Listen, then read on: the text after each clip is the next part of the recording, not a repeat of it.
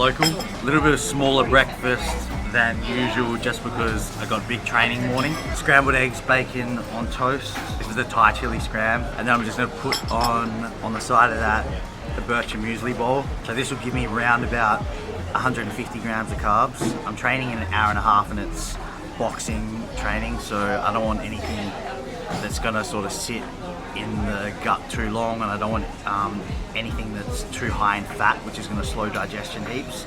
So yeah, there's a bit of bacon, yeah, there's a bit of oil on the eggs, but compared to what my normal breakfast might look like, this is still on the lower end, and this would digest quite easily for me. And then I've just got a coffee on the side of that. Yeah, I've just got the full Monty, I guess. So I've swapped out the bacon for salmon just because I've actually been pescatarian since October, so I haven't had any meat, just only seafood. So, slight change of plans. The owner Bo has cooked us out an extra omelette, which we didn't plan on, so Gordo, you're probably going to get to have a free omelette. I do want to try that because that looks absolutely bomb. Looks like it's got some so kimchi, some sort of pulled meat, and it looks like it's an egg white omelette around the top, so that looks insane. So thank you Bo from Monty's for that one.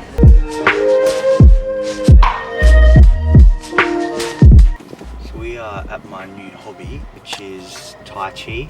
Basically a very traditional old martial art.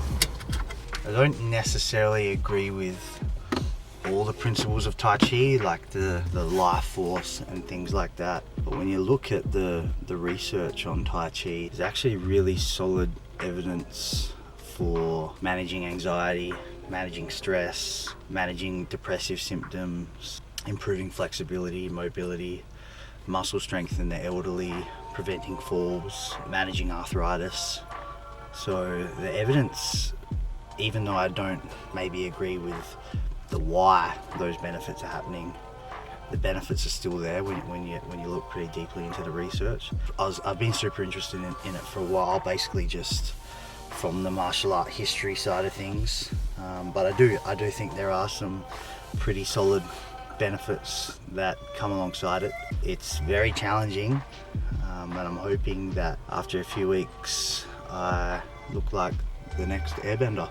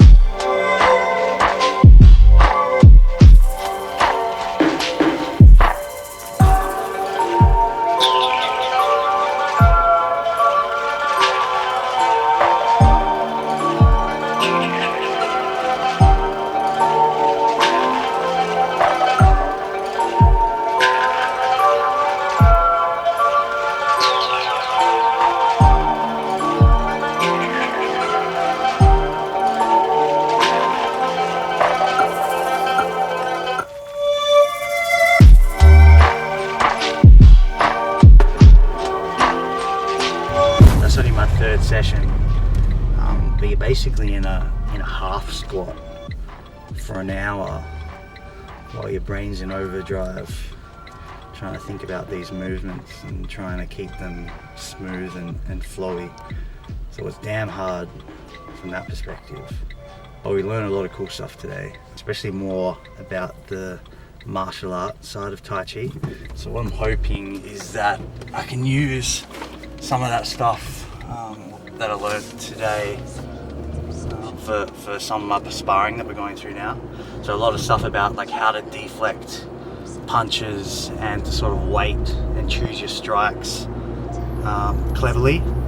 and using the opponent's force against them. So if a strike is coming straight at you, deflect it, let the force go past you, and then counter strike off that. And that's a lot about what Tai Chi is based upon. It's based upon using someone's weight or force against them to take them off balance and then counter strike. So I get little bursts of euphoria, which is what a lot of the experienced Tai Chi people report.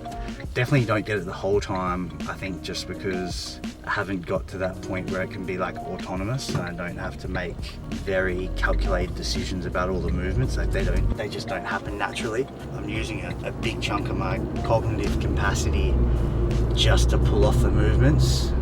I guess it's like riding a bike. When you learn to ride a bike, you think very carefully about holding the handlebars and putting your feet on the pedals and turning them around and maintaining balance. And then once you've been riding a bike for a year, you just don't think about it, you just ride the bike. I'm still in the training wheel phase, so to speak, with Tai Chi, so I probably haven't been able to maximize as much of the psychological relaxation benefits yet, but I'm hoping that once I get the movement patterns down and it can happen a little bit more autonomously, then I will be able to get that. Finish him!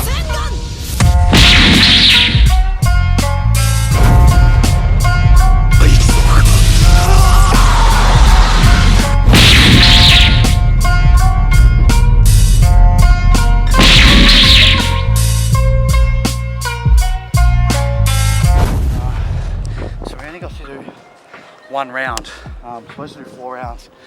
Basically, I caught the guy with a couple of like overhand rights, and they didn't feel overly crazy or anything like that.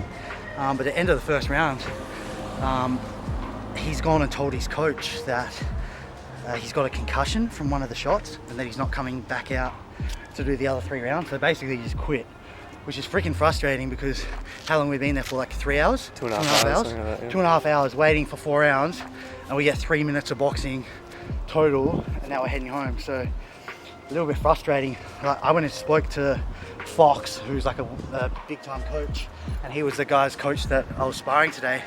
And Fox said, and I basically just said, oh, sorry if the shots are a bit wild, like with the overhands. And even his coach said, no, like, don't be sorry.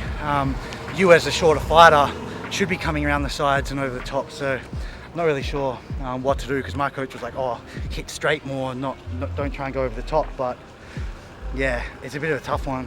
And then I was just speaking to the guy to go check that he was alright, because he said he had a concussion.